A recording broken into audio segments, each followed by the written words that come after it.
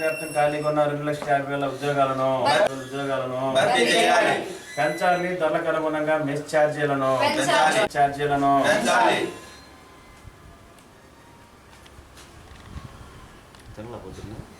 జయప్రదం చేయండి. పీడిఎస్ రాష్ట్ర శిక్షణా తరగతుల్ని జయప్రదం చేయండి. ఈ నెల 22-23 తేదీలో జరుగు రాష్ట్ర శిక్షణా తరగతుల్ని పరిష్కరించాలి. విద్యారంగ సమస్యల్ని పుస్తకాలను ఉచితంగా ఇవ్వాలి. ఇంటర్మీడియట్ విద్యార్థులకు పాఠ్య పుస్తకాలను ఉచితంగా ఇవ్వాలి. నా పేరు రాజశేఖర్, పీడిఎస్ రాష్ట్ర ప్రధాన కార్యదర్శి. మిత్రులారా, ప్రగతిశీల ప్రజాస్వామ్య విద్యార్థి సంఘం పీడిఎస్ రాష్ట్ర శిక్షణా తరగతుల్ని జూలై 22-23 తేదీలలో కడప నగరంలో నిర్వహిస్తాను.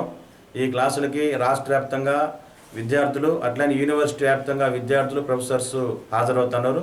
ఈ క్లాసుల్ని ప్రకాశం జిల్లాలో కూడా విద్యార్థులు హాజరయ్యి జయప్రదం చేయాలని చెప్పేసి కోరుతా ఉన్నాం. ప్రధానంగా ఈ క్లాసుల్లో కేంద్ర రాష్ట్ర ప్రభుత్వాలు తీసుకొస్తున్న నూతన విద్యా విధానాల మీద చర్చ జరుగుతూ ఉంది. అట్లానే నరేంద్ర మోడీ 9 ఏళ్ల పరిపాలనలో మొత్తం దేశవ్యాప్తంగా నిరుద్యోగం పెరిగిపోయింది. అట్లనే నూతన జాతీయ విద్యా విధానం మీద మొత్తం ప్రభుత్వ విద్య ధ్వంసమవుతూ ఉంది. దీని గురించి మేము తీవ్రంగా చర్చించబోతాను.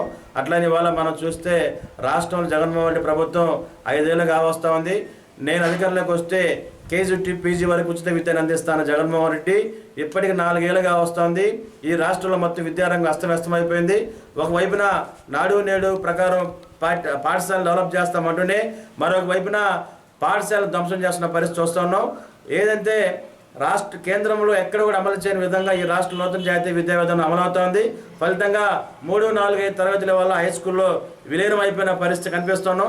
ఆటోమేటిక్గా ఇవాళ ఎస్సీ ఎస్టీ గిరిజన ప్రాంతాల్లో ఉన్నటువంటి ఎలిమెంటరీ పాఠశాల ఇవాళ మూతపట్టి రెండో వైపు మేము విజ్ఞప్తి చేస్తా ఉన్నాం. జూనియర్ కాలేజ్ చదివే విద్యార్థులు గతంలో ఎప్పుడూ లేదు. గతంలో పాఠ్య పుస్తకాలు ఇచ్చే పరిస్థితి ఉంది. కానీ ఇవాళ జగన్మోహన్ రెడ్డి అమ్మఒడి ఇస్తున్నాననే పేరుతోటి ఇవాళ ప్రభుత్వం జూనియర్ కాలేజ్ విద్యార్థులు ఇవాళ పాఠ్య పుస్తకాలు ఇవాళ ఇవ్వటం ఆపేశారు. పుస్తకాలు ఇవ్వకుండా చదువులు ఎలా ముందుకు పోతాయని వాళ్ళు మేము ప్రశ్నిస్తాను.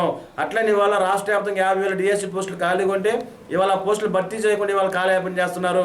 ఇవాళ నువ్వు పాఠశాలలకి రంగులేసినంత మాత్రాన ఉపాధ్యాయులను నియమించకపోతే బోధన ఎలా జరుగుతుంది ఇవాళ మేము ప్రశ్నిస్తా ఉన్నాం మిత్రులరా.